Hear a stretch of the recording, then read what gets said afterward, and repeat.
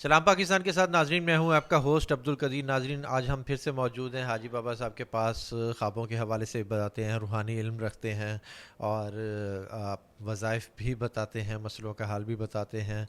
और बाकी आज इनसे कुछ सियासी बात करते हैं। जी, खान साहब के हवाले से, खान साहब का इन्होंने ख्वाब देखा था कि जी खान साहब बाहर आते नज़र आ रहे हैं, मगर अभी तक खान साहब के लिए मुश्किलात ही मुश्किलात हैं। कागजात नामजदगी जमा नहीं हो रहे, इलेक्शन लड़ने का जो सा है सीन नज़र नहीं आ रहा उनका। पीटीआई भी मुश्किलात का शिकार है। इनसे बात करते हैं जी कि आगे कब तक ऐसे मुश्किलात चलेंगी। अस्सलाम वालेकुम हाजी साहब। वालेकुम अस्सलाम जनाब, क्या हाल है बेटा? खैरियत, ठीक हो? शुक्र है अल्लाह का। अच्छा हाजी साहब, पीटीआई बड़े मुश्किलात का शिकार हुई हुई है। देखिए बेटा, मैं पीटीआई को कभी भी किसी मुश्किलात के उसमें नहीं देखा है।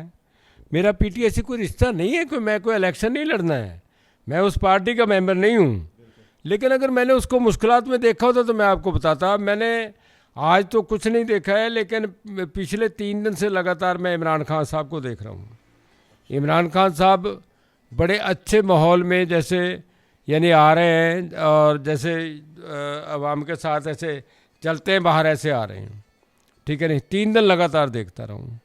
तो अल्लाह खैर करेगा, अल्लाह रहमत करेगा। और बाकी मियाँ बरादरान का कोई ऐसी ख़ास बात मैंने नहीं, मियाँ साहब को देखा 3-4 दफ़ा है, लेकिन जैसे मेरे को पहले मिलते थे उस तरीके से नहीं मिले हैं। जैसे हैं यानी कोई बंदा बाहर हो, शक हो कि हाँ बंदा बाहर है लेकिन सामने नहीं आया, इस तरीके से आ रहे हैं।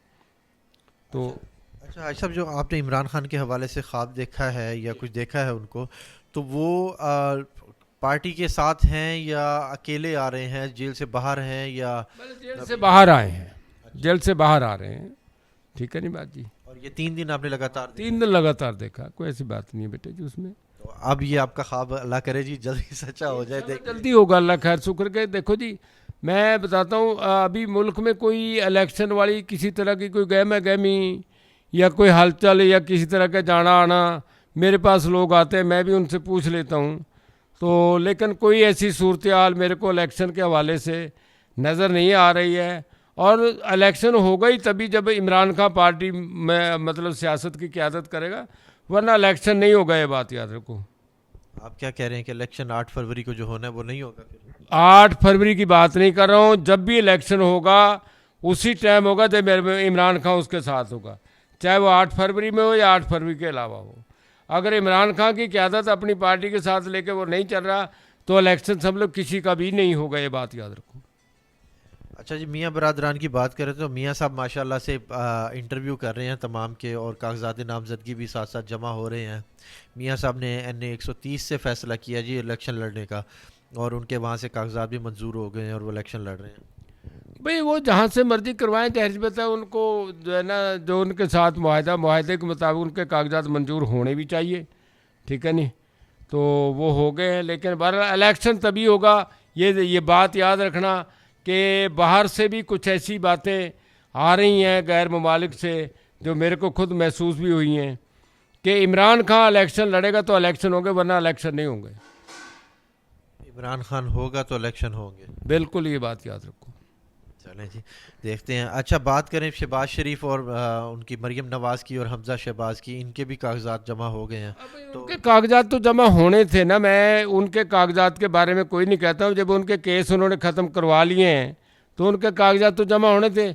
लेकिन मैं शहबाज शरीफ को गालिबन कोई 5-7 दिनों के देखा था, वो भी कोई मतलब ऐसा नहीं देखा है कि कोई ख़ास कोई किसी कंडीशन में देखा हो। बाकी हमजा को मरियम को मैंने नहीं देखा, काफ़ी अरसे से नहीं देखा है।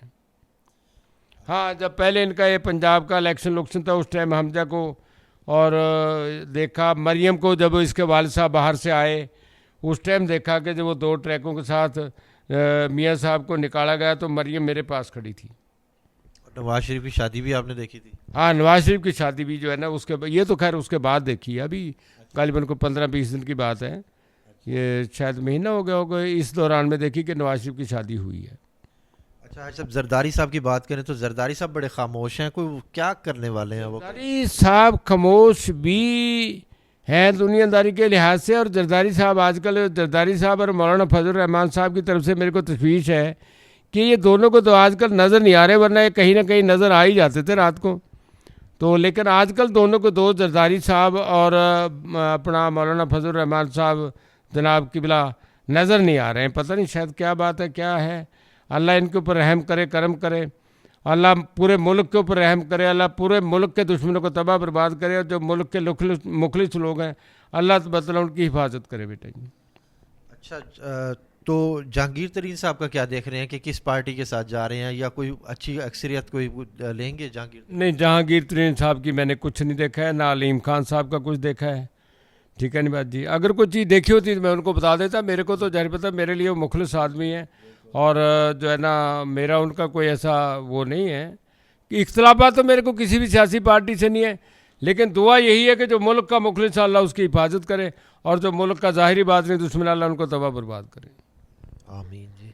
अच्छा हाजी साहब, आगे जौन सा है इलेक्शन हो रहे हैं और मियाँ साहब अवाम में नहीं आ रहे और इधर उधर जा रहे हैं दूसरी पार्टियों के पास, तो आपको लगता है कि अवाम में आने से उनके मसले हल हो जाएंगे अगर वो अवाम में आए? भाई वो अवाम में आ ही नहीं सकते हैं, क्योंकि अवाम जो है ना अब कहाँ तक बेवकूफ़ बनती रहेगी। जरगला 85 से लेके आज तक बेवकूफ़ बनती चली आ रही है। तो हम भी यार पता उनके साथ उसी अवाम के साथ ही बेवकूफ़ बनते चले आए हैं। लेकिन जो है ना वो कोई ऐसी बात अवाम के अंदर आने वाली उनके पास कोई क्वालिटी नहीं है। अब शहबाज शरीफ साहब आए, शहबाज शरीफ साहब ने आके 16 महीने के अंदर क्या किया? महंगाई का लोगों को मार दिया है, तबाह बर्बाद कर दिया है। 56 रुपये का बिजली का यूनिट हो गया है। ठीक है नहीं बात जी।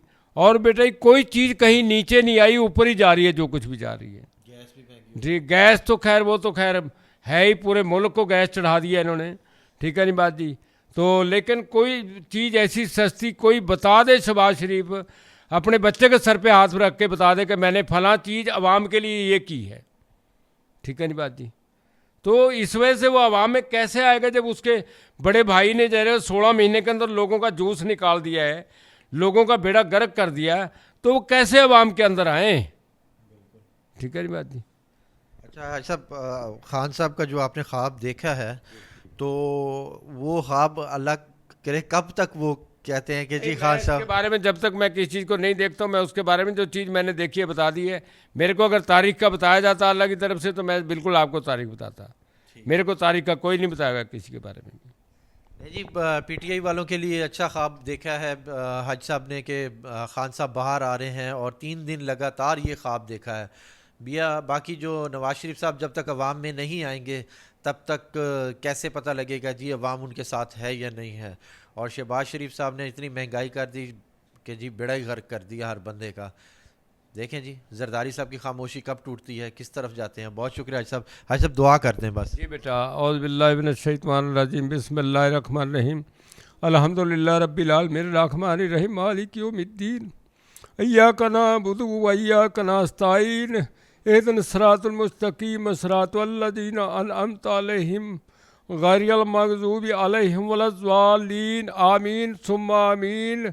अल्लाह तबारक तआला इस मुल्क की खैर करना, अल्लाह तबारक तआला इस मुल्क के जो मुखलिस लोग हैं उनकी हिफाजत करना, अल्लाह तबारक तआला जो इस मुल्क के ज़ाहिरी और बातिनी दुश्मनों को तबाह बर्बाद करना, अल्लाह तबारक तआला जहाँ कहीं भी उम्मत मुसलमान है उनकी सबकी हिफाजत फरमाना, अल्लाह तबारक तआला फ़लस्तीन के मुसलमानों के ऊपर भी रहम करना, करम करना।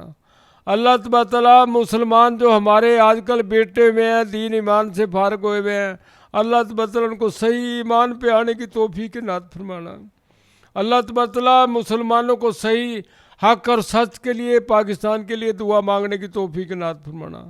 अल्लाह तबारक तआला पाकिस्तान के अवाम को और पाकिस्तान के हुक्मरानों को पाकिस्तान की हिफाजत करने की तौफीक इनात फरमाना।